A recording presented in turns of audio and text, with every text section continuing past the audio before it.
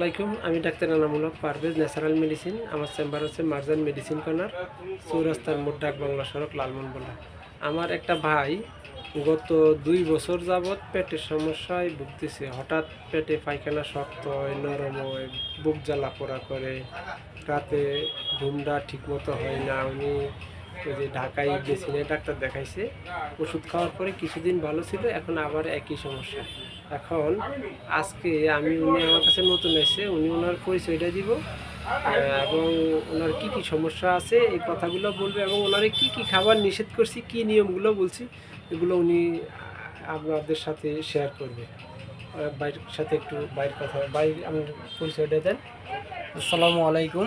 আমার নাম মোহাম্মদ মাসুদ। আমার বাড়ি হলো কালমা ইউনিয়ন 5 নং ওয়ার্ড চরসকিনা। আমি দীর্ঘদিন যাবৎ পেটের সমস্যায় ভুগতেছি।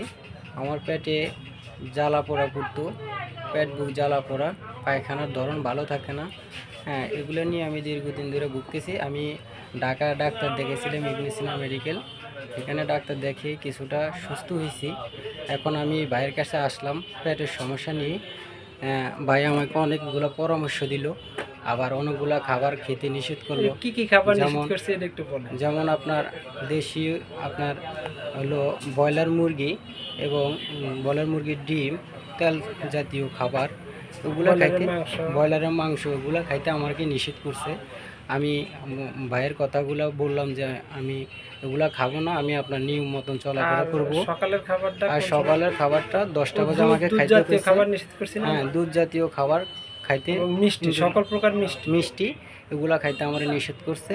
এবং সকালের খাবার 10টা বাজে খাইতে গেছে, খাবারের 1 ঘন্টা পরে পানি খাইতে, খাবারটারে 100%, এবং খাবারটারে 100% চিবিয়ে খাইতে। যেহেতু আমি খাবারটা চিবিয়ে ভালো মতন খাই, তাহলে আমার হজম শক্তিটা বৃদ্ধি পাবে।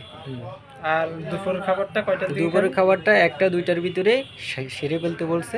সব সময় টাইম রুটিন মতন খাওয়া দাওয়া করতে বলছে। আর রাতের খাবারটা রাতের 8টার দিকে খেতে বলছে এবং 10টার দিকে ঘুমাইতে বলছে।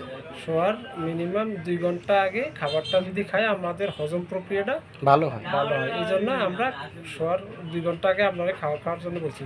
যাক, আজকে আমরা বাইরের পরিচয় নিলাম। আবার আল্লাহ যদি বাঁচায়, বাইরে আমরা 15 দিন পরে আসতে বলছি। পরে আল্লাহ যদি উনি সুস্থ নেক হায়াত দান করে, আমরা আবার আরেকটা সাক্ষাৎকার নিমু।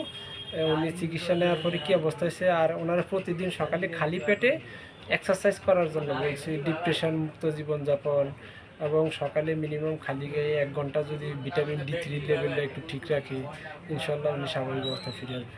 আল্লাহ হাফেজ, আসসালামু আলাইকুম।